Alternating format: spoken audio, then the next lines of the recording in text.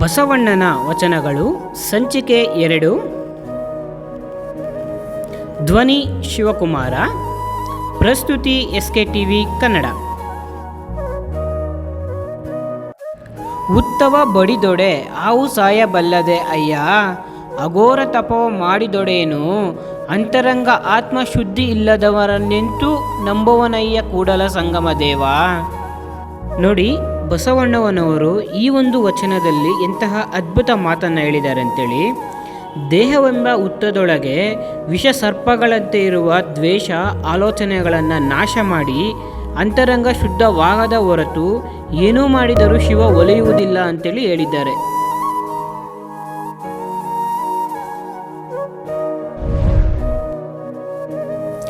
ಕಲಬೇಡ ಕೊಲಬೇಡ ಹುಸಿಯ ನುಡಿಯಲು ಬೇಡ, ಮುನಿಯಬೇಡ ಅನ್ಯರಿಗೆ ಅಸಹ್ಯ ಪಡಬೇಡ, ತನ್ನ ಬಣ್ಣಿಸಬೇಡ ಇದಿರ ಅಳಿಯಲು ಬೇಡ. ಇದೇ ಅಂತರಂಗ ಶುದ್ಧಿ, ಇದೇ ಬಹಿರಂಗ ಶುದ್ಧಿ, ಇದೇ ನಮ್ಮ ಕೂಡಲ ಸಂಗಮ ದೇವನೊಲಿವ ಪರಿ. ನೋಡಿ, ಈ ಒಂದು ವಚನದಲ್ಲಿ ದೇವರನ್ನು ಒಲಿಸಿಕೊಳ್ಳುವಂತಹ ಒಂದು ಸೂತ್ರವನ್ನು ಇಲ್ಲಿ ಹೇಳಿದ್ದಾರೆ. ಕಲಬೇಡ ಕೊಲಬೇಡ, ಕಳ್ಳತನ ಮಾಡಬೇಡ, ಕೊಲೆ ಮಾಡಬೇಡ, ಹುಸಿಯ ನುಡಿಯಲು ಬೇಡ, ಸುಳ್ಳನ್ನು ಹೇಳಬೇಡ, ಮುನಿಯಬೇಡ ಅನ್ಯರಿಗೆ ಅಸಹ್ಯ ಪಡಬೇಡ, ಒಬ್ಬರ ಮೇಲೆ ಕೋಪ ಮಾಡ್ಕೋಬೇಡ, ಇನ್ನೊಬ್ಬರನ್ನು ನೋಡಿ ಅಸಹ್ಯ ಪಡಬೇಡ, ತನ್ನನ್ನು ಬಣ್ಣಿಸಬೇಡ ಅಂದರೆ ನನ್ನನ್ನು ನಾನು ಹೊಗಳ್ಕೊಳ್ಳಬೇಡ.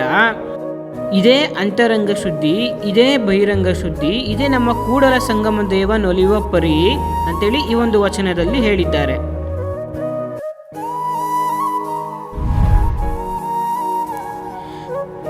ಪುಣ್ಯ ಪಾಪವೆಂಬುದು ತಮ್ಮಿಷ್ಟ ಕಂಡರೆ ಅಯ್ಯ ಎಂದರೆ ಸ್ವರ್ಗ, ಎಲವೋ ಎಂದೆಡೆ ನರಕ. ದೇವಭಕ್ತ ಜಯಜೀಯ ಎಂಬ ನುಡಿಯೊಳಗೆ ಕೈಲಾಸ ಒಯ್ದುದು ಕೂಡಲ ಸಂಗಮ ದೇವ.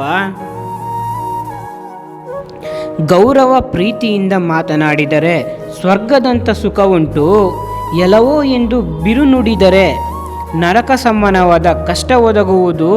ನಮ್ಮ ನುಡಿಯೊಳಗೆ ಕೈಲಾಸದಂಥ ಸೌಖ್ಯ ಇದೆ ಎಂದು ಇಲ್ಲಿ ಬಸವಣ್ಣನವರು ಹೇಳಿದ್ದಾರೆ.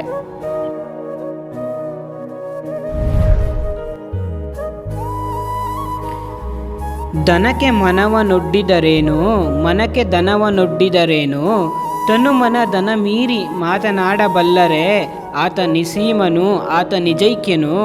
ತನು ಮನ ದನವನು ಆದರೆ ಕೂಡಲ ಸಂಗಮ ದೇವನೊಲಿವ.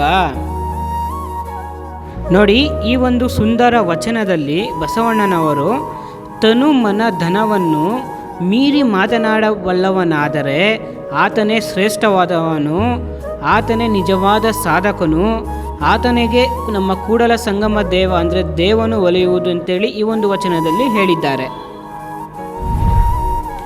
ಬ್ರಹ್ಮ ಪದವಿಯನ್ನೊಲ್ಲೆ, ವಿಷ್ಣು ಪದವಿಯನ್ನೊಲ್ಲೆ, ರುದ್ರ ಪದವಿಯನ್ನೊಲ್ಲೆ, ನಾನು ಮತ್ತಾವ ಪದವಿಯನ್ನೊಲ್ಲೆನಯ್ಯ ಕೂಡಲ ಸಂಗಮ ದೇವ. ನಿಮ್ಮ ಸದ್ಭಕ್ತರ ಪಾದವನ್ನರಿದಿಪ್ಪೆ ಮಹಾಪದವಿಯ ಕರುಣಿಸಯ್ಯ.